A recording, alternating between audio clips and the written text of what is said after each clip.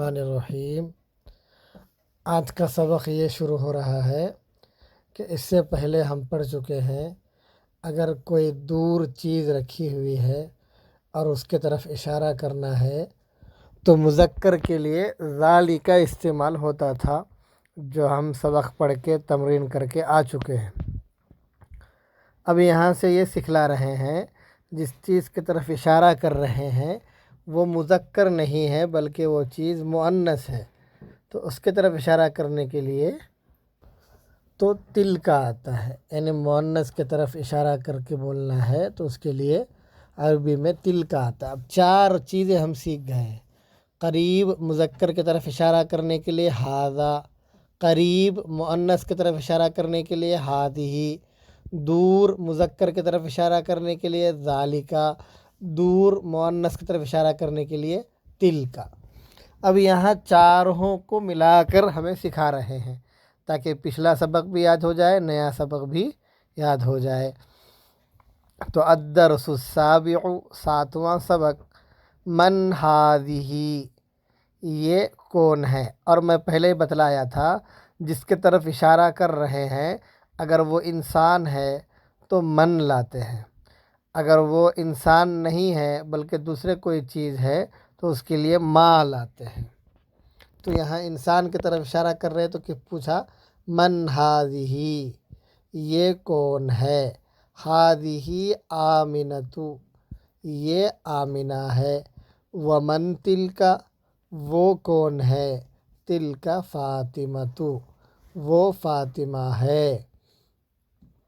ھذہ طبیبۃ، یہ ڈاکٹرنی ہے۔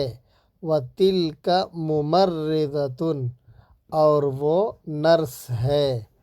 ھذہ من الہند، یہ ہندوستان کی ہے۔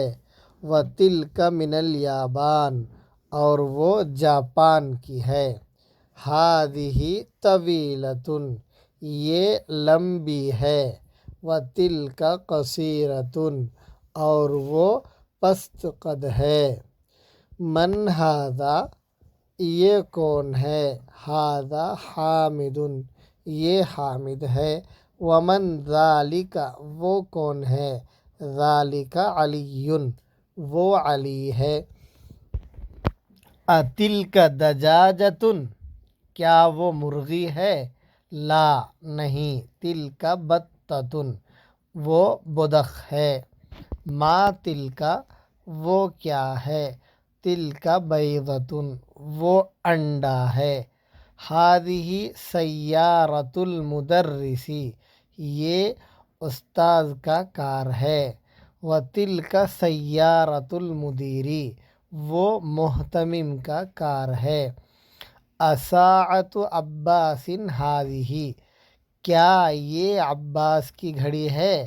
لا، ھذہ ساعۃ حامد، نہیں، یہ حامد کی گھڑی ہے۔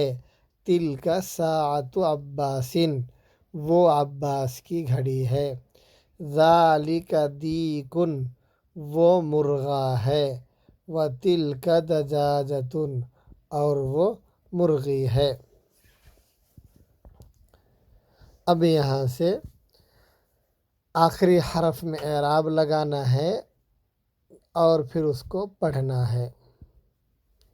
اور یہ ھذہ، ھذا، ذالک، تلک، اس میں کبھی بھی کوئی دوسرا اعراب نہیں آئے گا، یہ ہمیشہ ھذا ہی رہے گا اور ھذہ ہی رہے گا، اور ذالک ذالک ہی رہے گا، اور تلک تلک ہی رہے گا، کیونکہ عرب میں جو دو کلمے جو ہوتے ہیں وہ پورے کے پورے عرب کے کلمے دو حصوں میں بٹتے ہیں، یا تو وہ معرب ہوتے ہیں یا مبنی ہوتے ہیں۔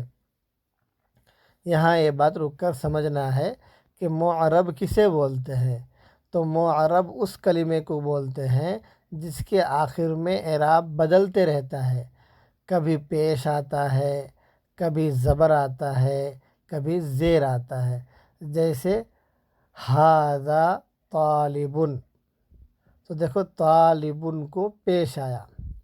رأیت طالبا، تو یہاں طالبن کو زبر آیا، مررت بطالبن تو یہاں طالب کو زیر آیا، تو یہ طالبن جو ہے عرب میں اس کو معرب بولیں گے۔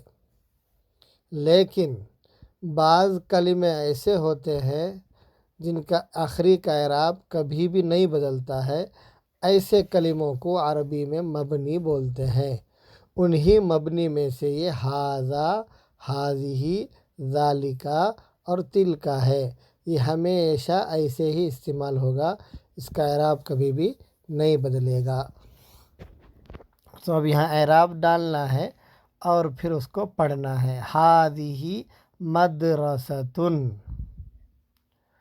تو اب یہاں اعراب کیسے ڈالنا ہے؟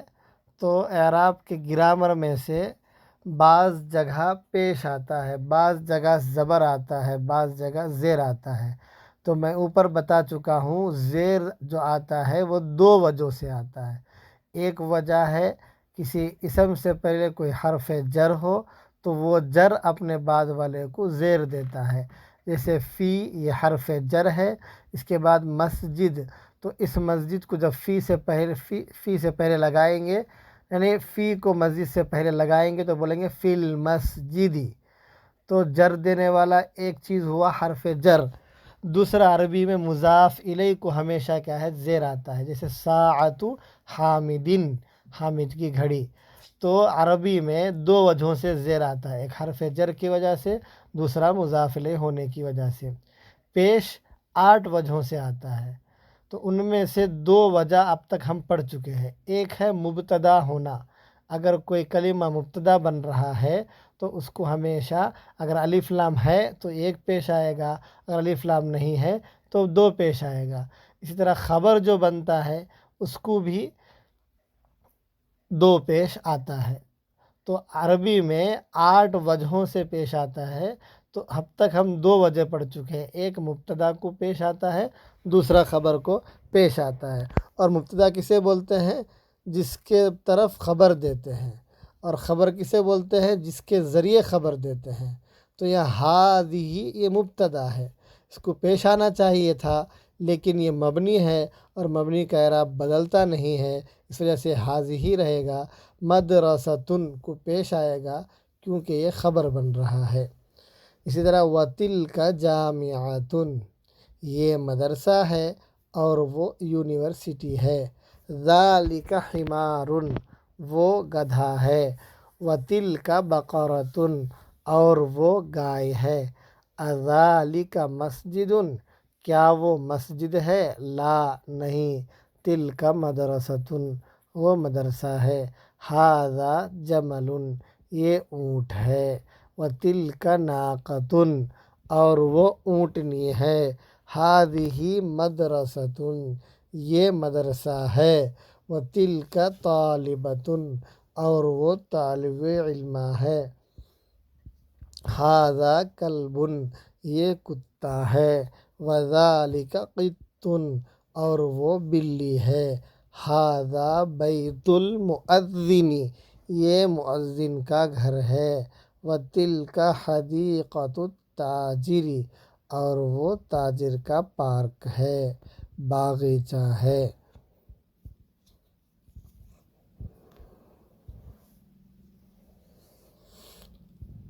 اب یہاں تمرین دے رہے ہیں، انشاءاللہ تمرین کل سے پڑھیں گے۔